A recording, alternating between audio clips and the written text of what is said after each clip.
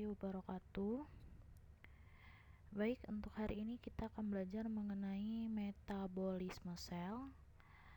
Yang sebelumnya sudah belajar mengenai enzim apa saja yang akan digunakan dalam metabolisme sel. Hari ini akan belajar mengenai metabolisme sel, yaitu ada metabolisme sel katabolisme yang terdiri dari respirasi aerob dan respirasi anaerob. Kemudian respirasi aerob itu terdiri dari glikolisis, siklus Krebs, dan transport elektron. Sedangkan respirasi anaerob itu yaitu fermentasi asam laktat dengan fermentasi alkohol. Kemudian untuk anabolisme yaitu fotosintesis yang terjadi pada reaksi terang dan reaksi gelap. Kemudian ada komosintesis, sintesis lemak, dan sintesis protein. Untuk pertemuan hari ini kita akan membahas mengenai katabolisme respirasi aerob, yaitu glikolisis.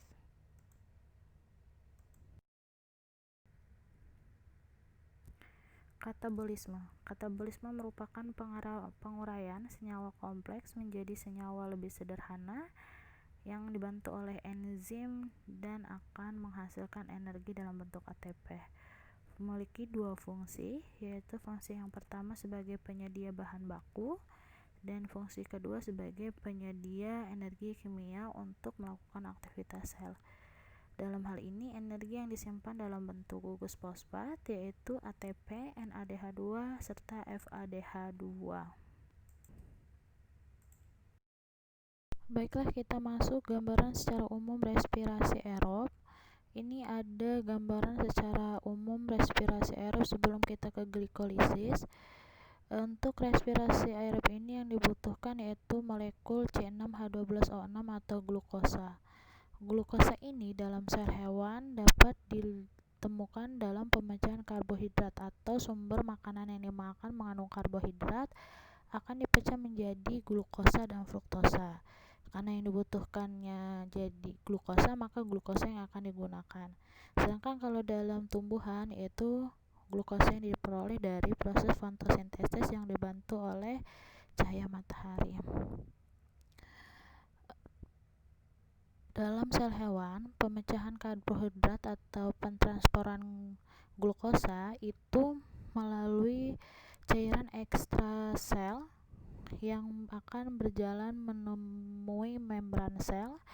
Kemudian dari membran sel ini dia akan menuju sitosol dengan melalui proses transport aktif yang dibantu oleh glukosa transporter 4 sebagai protein membran.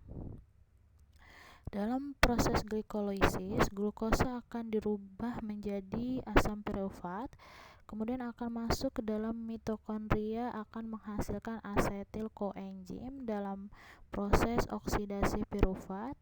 Kemudian akan masuk dalam siklus Krebs dan akan menghasilkan ATP, dilanjutkan dengan fosforilasi oksidatif, transport elektron, dan kemiosmosis yang akan menghasilkan energi. Jika glikolisis itu terjadi di sitosol atau cairan sel, sedangkan pada siklus Krebs dan fosforilasi oksidatif ini dilakukan dalam mitokondria, karena mitokondria ini dianggap sebagai salah satu sel yang digunakan untuk proses respirasi sel.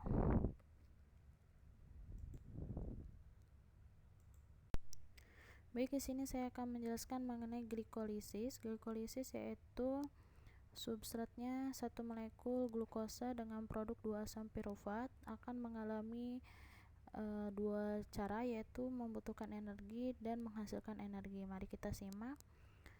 Di sini glukosa akan menjadi glukosa 6-fosfat, yaitu karena mengalami fosforilasi dengan bantuan enzim heksokinase, di mana ATP mentransfer fosfatnya sehingga menjadi glukosa 6-fosfat. Glukosa 6-fosfat akan menjadi fruktosa 6-fosfat karena mengalami isomerisasi dengan bantuan enzim fosfoglukoisomerase, di mana isomerisasi ini yaitu pengubahan senyawa mengalami rumus kimia yang sama namun memiliki struktur yang berbeda. Selanjutnya untuk fruktosa 1,6 bifosfat ini merupakan hasil pelepasan gugus fosfat dengan melalui proses fosforilasi dengan bantuan enzim fosfofruktokinase. Baik, selanjutnya Ibu jelaskan mengenai glikolisis yang menghasilkan energi atau ATP. Di sini, setelah fruktosa 1,6 bifosfat mengalami lisis yang dibantu oleh enzim aldolase, maka akan memecah menjadi dua senyawa yang memiliki masing-masing 3 karbon, yaitu dihidroksiaseton fosfat dan gliseraldehid 3-fosfat. Ini pada tahapan keempat dia akan mengalami isomerase bolak-balik. Jadi isomerase ini yaitu pengubahan senyawa yang memiliki rumus kimianya sama namun memiliki struktur berbeda. Jadi struktur kimianya itu yang berbeda, tapi rumus kimianya sama. Karena dihidroksiaseton fosfat ini isomernya gliseraldehid 3-fosfat, jadi sebaliknya gliseraldehid 3-fosfat juga merupakan isomer dari dihidroksiaseton fosfat yang sama-sama memiliki 3 karbon. Karena yang akan Ibu jelaskan ini sesuai dengan buku yang ada, maka kita akan menggunakan gliseraldehid 3-fosfat. Yang harus diingat, maka kedua-duanya mengalami reaksi. Jadi ini menjadikan yang gliseraldehid 3-fosfat atau senyawa yang kedua yang kita jadikan pembahasan ya. Selanjutnya yaitu tahapan kelima, yaitu akan mengalami proses oksidasi dan fosforilasi yang dibantu oleh enzim gliseraldehida 3-fosfat dehidrogenase. Pada proses oksidasi ini ya, ini gliseraldehid 3-fosfat ini akan melepas atom hidrogennya menjadi NADH. Yang tadinya NAD energinya menjadi NADH. Karena sebelumnya kita ini mempunyai yang dihidroksiaseton itu yang sudah menjadi gliseraldehid, menjadikan ada 2 proses jadi menjadi 2 NADH gitu ya. Jadi menghasilkan energi 2 NADH. Selanjutnya yaitu proses fosforilasi atau penambahan fosfat. Penambahan fosfat ini berasal dari sel anorganik yang berada dalam sel ya, yang dihasilkan di dalam sel. Jadi bukan dari substrat melainkan dari senyawa yang ada dalam sel. Jadi fosfat yang anorganik yang berada dalam sel.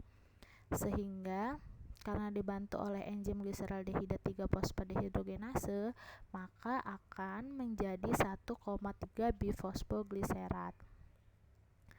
Ya, selanjutnya dari tahap ke-6 itu yaitu fosfogliserokinase. Pada tahap fosfogliserokinase ini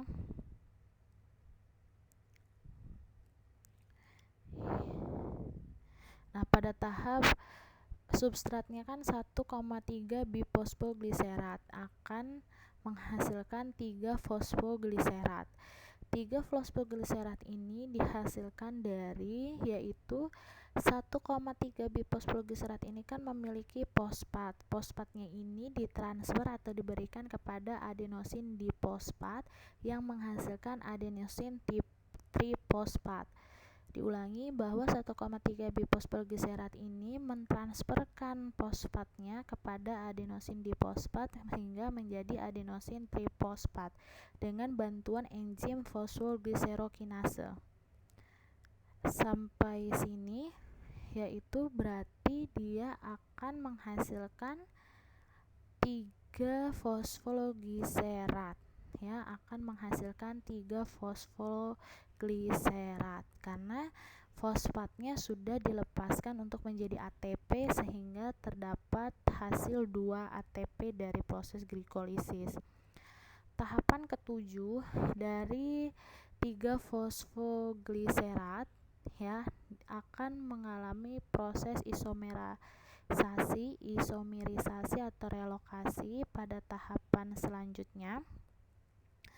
Nah, pada tahapan ini dia akan menghasilkan 2 fosfogliserat. Dia akan mengalami relokasi, yaitu tadinya gugus fosfat berada pada karbon 3, namun berpindah dari karbon 3 menjadi di karbon 2 atau fosfatnya berada pada karbon 2 dibantu oleh enzim fosfoglisiromutase. Selanjutnya, di sini ada H2O. Itu merupakan tahapan ke-8 atau dehidrasi. Tahapan ke-8 ini adalah proses dehidrasi yang dibantu oleh enzim enolase, di mana si fosfogliserat ini akan melepas H2O-nya atau air pada fosfogliseratnya yang akan menghasilkan fosfoenol bifurat. Ya, sampai di sini. Jadi, dia akan melepaskan H2O pada pada substratnya, yaitu 2 fosfogliserat yang akan menghasilkan fosfoenol bifurat. Nah, fosfoenol bifurat ini akan menghasilkan asam pirufat ya, dengan catatan yaitu si fosfoenol bifurat ini mentransfer gugus fosfatnya dengan bantuan enzim pirufat kinase, sehingga gugus yang tadinya adenosin difosfat menjadi adenosin trifosfat sehingga memiliki 2 ATP. Karena dibantu oleh enzim pirufat kinase sehingga gugusnya berubah bukan ATP melainkan yaitu pirufat atau asam pirufat.